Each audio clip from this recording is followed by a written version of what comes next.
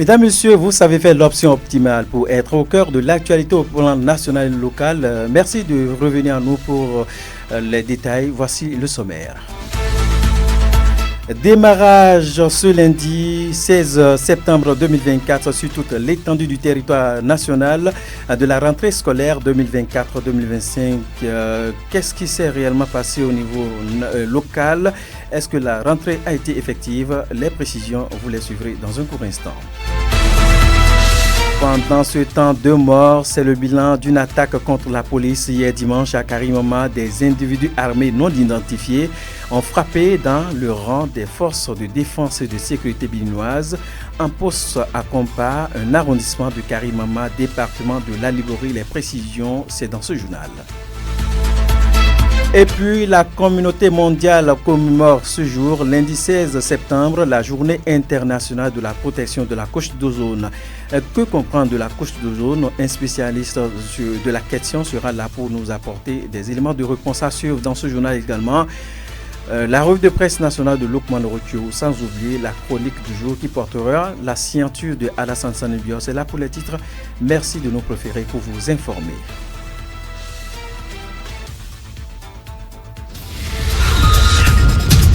Sota Midi Magazine, le point de l'actualité de la journée sur ta radio. Sota FM, c'est maintenant et tout de suite. De nouveau, merci de nous préférer pour vous informer. Démarrage ce lundi 16 septembre 2024 sur toute l'étendue du territoire national de la rentrée scolaire 2024-2025. Une rentrée scolaire qui a vu rouverte toutes les classes, tant au niveau de l'enseignement général que privé. Sur place ici à Malanville, notamment dans la commune, cette rentrée est effective. Un tour au collège d'enseignement général de Wolo et la cour de ce collège est animée avec des entrées et des sorties des élèves, tout vêtu de tenue kaki. Du côté de l'administration, tout se passe sans anicroche. Par contre, dans certaines classes, les cours ont démarré. Suivez les précisions avec Mohamed Bayan, il est surveillant général du CGE Olo. La pré-rentrée a eu lieu, toutes les dispositions avaient déjà été prises pour que la rentrée d'aujourd'hui soit effective. Depuis 7 heures, nous sommes là, tous les enseignants sont présents au poste. Les emplois du temps avaient déjà été distribués, chaque professeur avait déjà son emploi du temps et les cours ont effectivement démarré ce matin. Chacun a son emploi du temps et les cours ont réellement démarré aujourd'hui. Oui, on peut espérer que les apprenants se mettent au pas et que les inscriptions, ceux qui ne l'ont pas encore fait, qu'ils fassent diligence. Parce qu'à ce jour, il y a encore des élèves qui ne se sont pas inscrits. Et donc, il va falloir qu'ils le fassent vite pour ne pas rater plusieurs cours. Parce que lorsque les cours ont démarré, que vous êtes à la maison, vous perdez. Et les professeurs ne vont plus revenir sur ce qui était déjà fait. Donc, que les parents fassent diligence, que chaque parent vienne inscrire son enfant. Parce que ici, les gens ne comprennent pas. C'est ce qui devrait se faire à la pré-rentrée, n'est-ce pas, qui continue jusqu'à la rentrée. Donc, pendant que certains sont en salle, en train de dérouler les cours, d'autres sont encore en ville. Au CGE Wolo, nous n'avons pas de problème de manque de mobilier. Nous avons les mobiliers en nombre suffisant et depuis les années antérieures d'ailleurs, nous n'avons pas ces difficultés-là. Bon, la seule difficulté qu'on peut signaler, eh bien, ça ne date pas d'aujourd'hui, c'est le manque de clôture pour notre établissement, ce qui donne lieu à des traversées anarchiques de notre cours. Cela ne met pas en sécurité les apprenants, de même que les enseignants. Dans ce cadre, un tour dans les autres collèges de la place et la rentrée est effectivement effective. Du collège d'enseignement général de Wolo, un tour de l'autre côté des collèges privés. Et la cour de ces écoles sont inondées de monde. Nous reviendrons plus amplement dans nos prochaines éditions sur les propos d'autres responsables d'établissement. Cette fois-ci, nous allons nous rendre de l'autre côté du département de l'OME. La rentrée a été effective de l'autre côté. Nous ferons donc le constat avec Feime Asogba. Il est notre correspondant sur place à Porte-Nouveau. Suivez les précisions. Eh bien voilà, je disais que nous allons mettre le cap sur le département de Lomé, où la rentrée a été effective justement. Faisons donc le constat avec notre correspondant sur place de l'autre côté, l'homme à pour nous firmer à Sogba. Nous sommes à Porte-Novo. Enfants du Bénin debout, la liberté de Christmas.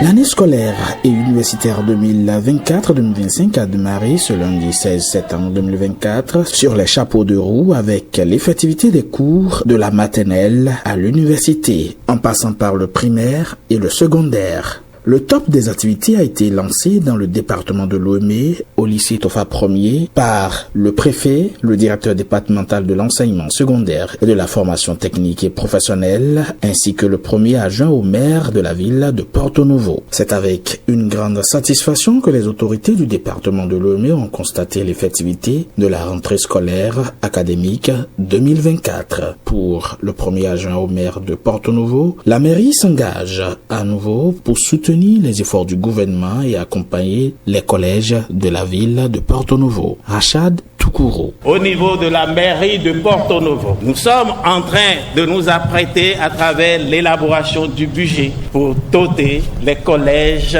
de Porto-Novo de tout ce qu'il leur faut, à savoir le mobilier, l'assistance technique et l'assistance au niveau de l'organisation des TD. Le directeur départemental de l'enseignement secondaire, de la formation technique et professionnelle, Dr Séverin Merrenou, a tenu à remercier le corps professoral et le proviseur du lycée pour les résultats de l'année scolaire académique 2023-2024. Je tiens d'abord à remercier le proviseur et sa suite pour tous les efforts de l'année dernière, pour les résultats donnés l'année dernière. Ça là, je vous dis merci. Et à travers elle, je remercie le corps professoral qui se dévoue au travail jour et nuit pour faire passer le message. C'est la préfète de Lomé, Dr Marie-Odila Potrossou, qui a lancé les travaux de l'année académique 2024-2025 dans le département de Lomé. Après les vœux de bonne rentrée, elle invite les apprenants au travail. Les parents vous ont permis de vous distraire, de faire des sorties. Vous avez visité les sites touristiques,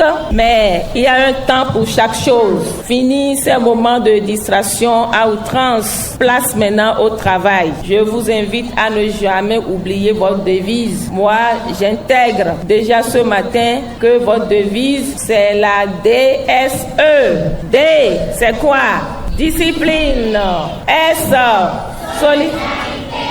E, excellence. Porto-Novo, firmé à Sogba pour Sota FM.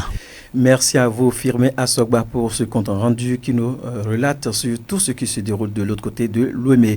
Mesdames, Messieurs, nous restons toujours dans la page justement éducative. Vous l'aurez sans doute remarqué en début de chaque année scolaire, la circulation sur nos axes routiers devient de plus en plus dense. Cela fait suite à l'ouverture des classes dans les écoles d'enseignement général ou privé, une période au cours de laquelle la traversée de la route devient un casse-tête pour les apprenants. À la question de savoir comment il faut s'y prendre pour une bonne traversée des écoliers et élèves aux sorties des classes pour éviter les cas d'accidents de circulation. Suivez pour plus d'explications Carlis Ressou, membre de la société civile, volontaire, formateur en premier secours à la Croix-Rouge, sur place ici à Malanville. De la circulation routière, on doit être plus attentionné en cette période de la rentrée où certains enfants ne sont pas habitués à la traversée de la route surtout. Et il faudra qu'on attire vraiment l'attention des usagers à un respect, à défaut de dire un respect strict, à respecter la circulation au profit des enfants. On observe avec sérieux que dans la circulation, il y a des dépassements impossibles et les cas d'accidents sont fréquents. Et comme on le sait, les accidents ne sont pas des cas prévisibles pour tous, mais on peut aussi éviter les accidents en s'imposant un rythme dans la circulation, solliciter l'appui des autorités à sensibiliser la population. Et si pour cette semaine on peut déployer aussi quelques policiers pour aider, ça ce n'est que le début. Là, lorsque les gens vont prendre goût du respect de la circulation, ils pourront savoir que désormais c'est la règle d'or que de circuler avec attention pour le bonheur de nos enfants. Nous pouvons toujours nous inspirer de ce qui réussit ailleurs pour le faire ici. On peut inviter les bonnes volontés à organiser la traversée. Maintenant que quiconque voit ces bonnes volontés en train de faire la traversée pour les enfants, d'observer à peine 1 minute pour qu'on fasse traverser les enfants et ils peuvent toujours continuer librement leur circulation. C'est un peu le fait d'être pressé là qui crée les accidents et puis comme le disent les gens, les accidents de circulation c'est pas une fatalité mais on peut l'éviter. Revenons sur quelques reflets du premier secours. Le spécialiste formateur à la Croix-Rouge invite les usagers de la route à faire preuve de patience en respectant le code de la route. C'est aussi l'occasion pour lui d'orienter la population vers les services compétents de l'État en cas d'accident de circulation. Carly Serresso, qu'on écoute. J'aime à le dire toujours, les premiers secours, ce ne sont pas pour tous. Si on ne peut pas appeler les sapeurs-pompiers tout de suite ou la police tout de suite, il faut quand même appeler ceux qui sont des praticiens dans le domaine. Les volontaires de la Croix-Rouge sont un peu partout dans la ville. On peut savoir ramasser. Il suffit de mal ramasser un blessé ou un accidenté que de voir après un membre amputé. Donc ça, c'est pas très bien. Mais on peut avoir contact avec la police comme les sapeurs-pompiers. Là, c'est un peu régulier parce que c'est le service d'État. C'est d'observer les règles de la circulation, c'est d'être très prudent, ne pas filer. Chacun connaît déjà quels sont les points des écoles et il faut respecter au moins les agglomérations où il y a les enfants, surtout les heures de pointe. Midi, 14h, il faut vraiment être patient pour la circulation. Mesdames, Messieurs, je voulais annoncer un titre. La communauté mondiale commémore ce jour, lundi 16 septembre, la journée internationale de la protection de la couche d'ozone, qui n'est rien d'autre que la couche atmosphérique contenant de l'ozone entre 20 et 50 km de la surface de la Terre, qui nous protège des rayons ultraviolets nocifs du Soleil. Par ailleurs, l'homme est au centre de la destruction de la couche d'ozone à cause de l'exercice et de la pression des activités menées au quotidien sur l'environnement. C'est le cas par exemple ici à Malanville de l'utilisation abusive des sachets plastiques après chaque achat ou vente. Pour coller à l'actualité, nous nous sommes rapprochés de quelques citoyens malanvillois qui disent être conscients des impacts de cette pratique sur la santé et l'environnement. Suivez plutôt. À mon avis, l'utilisation des sachets plastiques n'est pas bon. Parce que les sachets noirs, quand ils sont jetés par terre, c'est impossible de se dissoudre. Ils sont toujours là et ça salit notre environnement. Par exemple, quand on met les manger dans les sachets noirs, la vapeur, la chaleur de la nourriture et le sachet, quand ils se rassemblent, le pétrole utilisé pour fabriquer le sachet se dissout dans la nourriture. Comme ça, en mangeant ça, on a des maux de ventre ou bien peu de choses quoi. L'utilisation des sachets plastiques n'est pas une bonne chose. Le fait que ça détruit la terre et en plus l'environnement. Plus ça a des substances toxiques. Le fait que même si on l'utilise, ce n'est pas un bon développement pour la société. L'utilisation des sachets, ça nous avantage d'une part et puis ça nous rend malade aussi. Parce que s'il n'y a pas de sachets, on ne peut pas faire quelques marchés. Ça salit notre environnement. Normalement, ces sachets ne doivent pas être utilisés ici à Malanville parce qu'à Malanville, on est dans une ville frontière cosmopolite. On ne devait pas utiliser ces genres de sachets. Par exemple, on a des enfants qui s'amusent. On a des petits-enfants à l'âge de 12 ans, à l'âge de 8 ans qui s'amusent avec ces sachets. Et ils peuvent prendre ces sachets et mettre dans la bouche. Et lorsque ça rentre dans l'estomac, ça crée des problèmes. Notre environnement est sous-développé, donc on ne doit pas utiliser ces sachets pour gâter notre environnement. Par exemple, on a des terres, ça détruit les terres. Lorsque le vent souffle, ça met ça dans les feuilles et ça gâte aussi les océans. Les poissons ne peuvent pas vivre et ça pollue aussi les eaux. Un peu partout, on a des sachets jetés. On a des caniveaux qui sont bouchés par les sachets.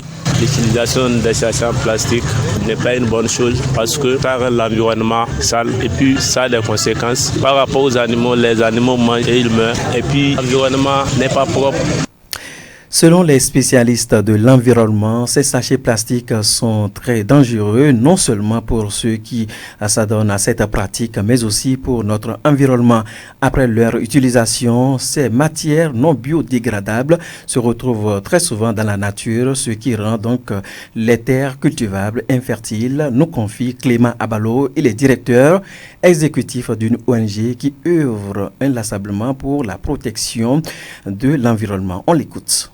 Le sachet plastique est une matière nuisible comportant à la fabrication des produits chimiques très dangereux pour n'importe quel être vivant. Le sachet plastique non biodégradable, lorsqu'on en fait l'utilisation, le jette, il ne se décompose pas. Il prend de 300 à 500 ans. Regardez le sol que nous avons. Tout ce que nous bouffons, nous mangeons aujourd'hui provient du sol. Que ce soit dans les cultures, la culture du maïs, du soja et de l'igname et tout, c'est le sol. Donc nous devons tout au sol. Mais ces sachets plastiques, puisque c'est des sachets plastiques non biodégradables, et ils doivent prendre tellement d'années à se décomposer, infiltrés dans le sol, ils ne se décomposent pas. Ils restent dans le sol et appauvrissent le sol. Lorsque vous jetez vos grains de maïs sur le sol ou de soja dans le sol, vous attendez à ce que ça pousse. Mais si par malchance ça tombe sur du sachet, c'est gâté. Si par malchance ça tombe à un endroit où il y a du sachet dans votre champ, cet endroit ne va pas pousser. Cette semence va plutôt pourrir au lieu de germer pour vous donner les fruits que vous voulez, la récolte que vous voulez. Alors, les sachets que nous jetons, parce que nous les utilisons et que nous les jetons, ça rentre dans le sol, ça pénètre dans le sol, et si ça pourrait se décomposer, c'est bien.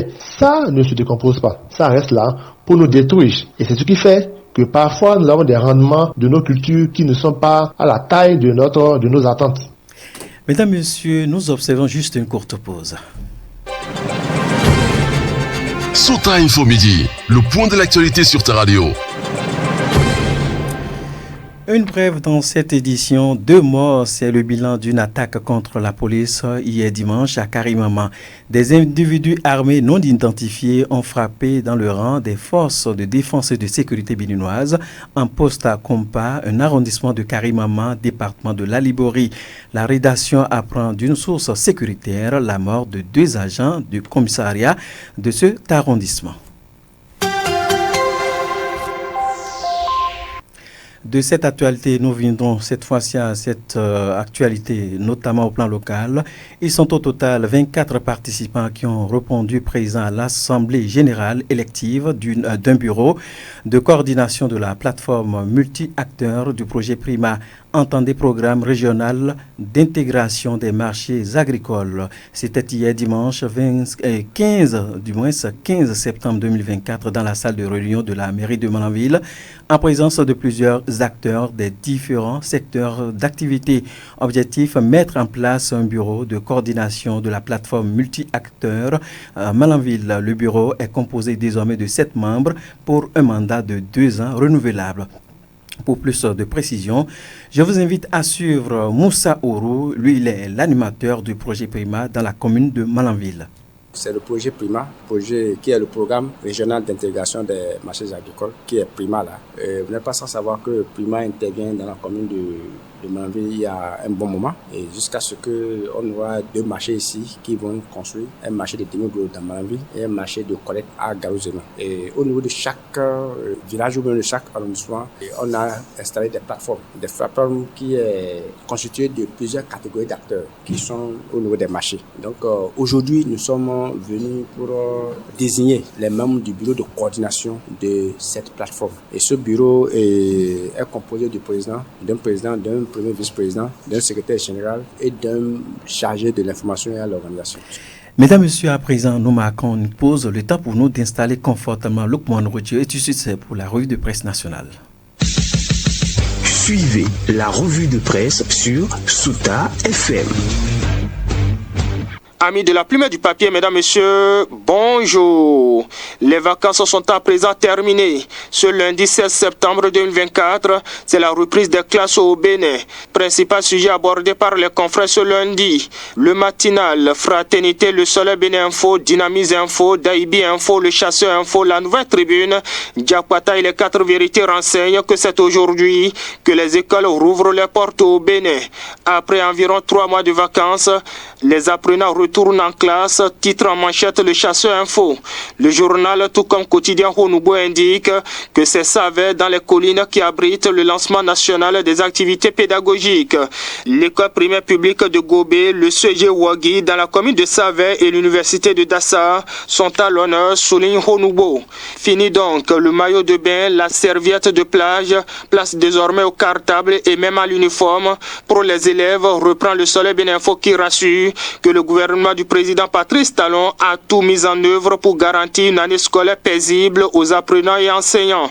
Mais moins convaincu, Dynamise Info se demande si le gouvernement de la rupture qui se félicite des efforts consentis pour la réussite de l'année scolaire 2024-2025 en fait-il de même au profit de l'enseignement supérieur. Du manque d'enseignants à celui d'infrastructures en passant par des primes impayées, le journal Dynamise Info relève un tableau qui ne témoigne pas encore de la bonne volonté du gouvernement pour une année académique 2024-2025 réussie et apaisée. Par ailleurs, Fraternité invite à sauver l'école. Face aux inondations dans certaines régions et la rentrée scolaire, le journal estime que sauver l'école est un impératif. Et parlant des inondations ainsi dans la suite, l'événement précis rapporte les recommandations du gouvernement.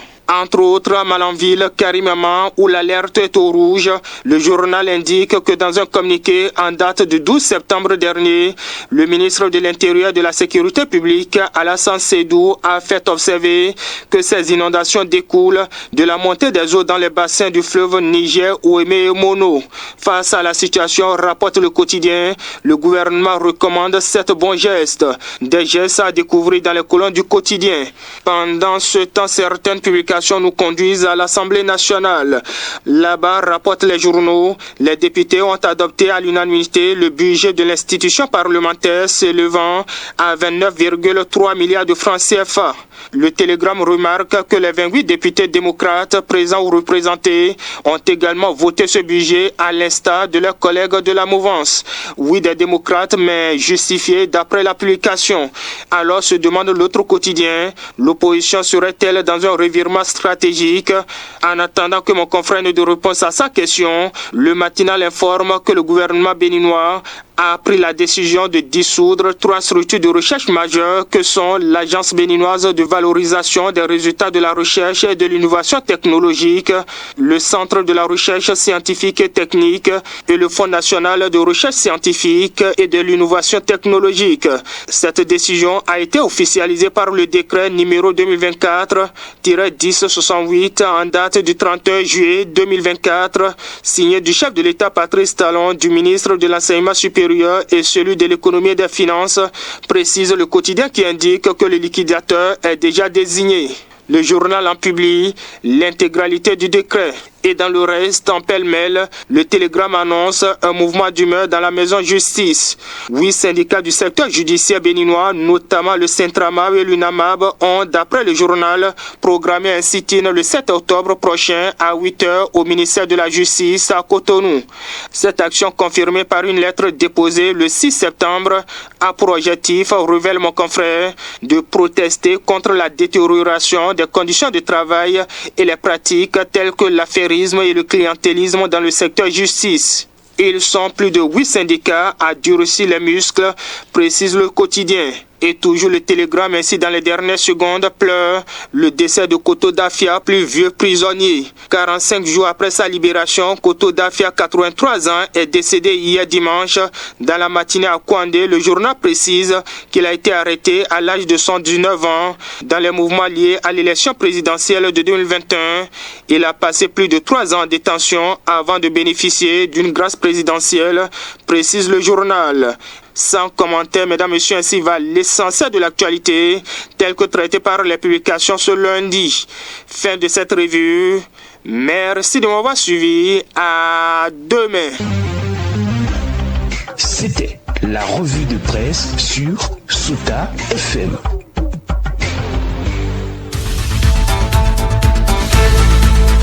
Mesdames, Messieurs, ce sera également tout pour ce journal. Merci de l'avoir suivi. Partie technique, on retrouve Moudiaïdou Oruyo, assisté de toute l'équipe technique de la radio Sota FM. À l'édition, il a pour nous Zulkifu Lona. Toute l'équipe de la rédaction par ma voix vous souhaite de passer un excellent moment. D'ici là, portez-vous bien. Suivez juste après nous la chronique du jour qui porte la science ce jour de Alassane Sanibio. Bonne réception chez vous.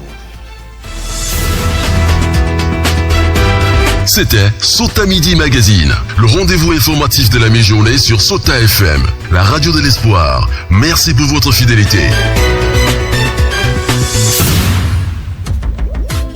Suivez la chronique en français facile sur Sota FM. La chronique en français facile sur Sota FM. Alassane Sani Bio.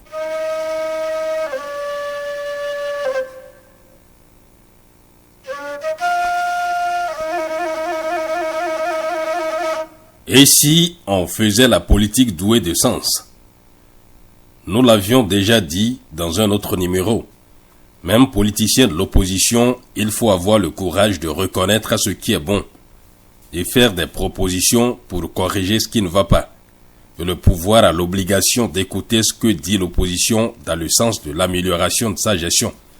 Parce que le pouvoir n'est pas là pour faire sa propre volonté, mais plutôt la volonté du peuple pour le bien-être du pays. Je le rappelle parce que la déclaration d'une personnalité de l'opposition a suscité des critiques ces derniers jours. L'ancien président Nicéphore Soglo a bien apprécié ce qui est fait dans la zone industrielle de Glodjigbe. Il a avoué que la politique politicienne d'accord, mais la politique du développement d'abord. Et quand il s'agit de cela, il faut faire fi des chiens écrasés. Ce discours a allumé la toile et les commentaires vont dans tous les sens. Il y en a qui le saluent. Il y en a qui le condamnent. C'est ça aussi la démocratie. Mais il est temps qu'on apprenne à applaudir ce que son adversaire fait de bon, même étant en politique. Et attaquer sérieusement ce qu'il fait de mal. Quand il fait mal, il ne faut même pas lui donner un temps de répit. Il ne doit même pas respirer un seul instant. En tant qu'opposant, vous avez le plein droit de le marquer à la culotte pour le bien du pays. Quand vous projetez un tel comportement, vous forcez le respect. Le pouvoir va vous respecter.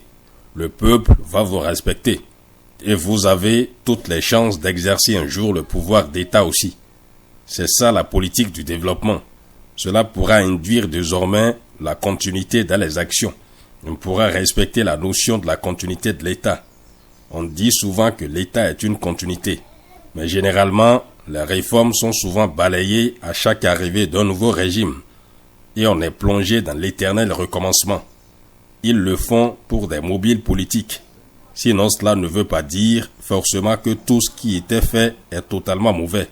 Au lieu de corriger, si tant est que ça ne cadre pas avec les aspirations propres, on balaie tout pour reprendre à zéro. On se moque ainsi des contribuables et des honnêtes citoyens de façon générale. Aucune nation ne verra son évolution réelle sur la base de ces guéguerres politiques. Il faut que des politiciens apprennent à être patriotes. Le peuple, qui est le seul maître, a longtemps souffert de cette manipulation insensée à la limite destructrice. Depuis les indépendances, on assiste à cette même méthode qui est finalement érigée en règle. Mais quand vous suivez de près, ils fonctionnent tous sur la même idée. Rien ne change au fond, parce qu'il manque souvent de créativité. Les premiers ont déjà tout bâti. Il leur suffisait de les maintenir, les adapter au fur et à mesure à l'évolution du monde. Ça n'est que sur le plan des réformes. Je ne veux pas aller plus loin. Sinon, ça fait couler des larmes. Donc, c'est pour éviter qu'on soit dans cet éternel recommencement que l'opposition est censée faire des propositions à un régime en place qui a aussi le devoir de corriger en cas de pertinence. On peut croire que c'est insensé ce que nous disons, mais dans le fond, vous verrez la nécessité et la faisabilité. Il est temps que les politiciens roulent pour ce pays et non pour leur propre business. Citoyens de la République, c'est tout pour aujourd'hui. On se reprend très prochainement.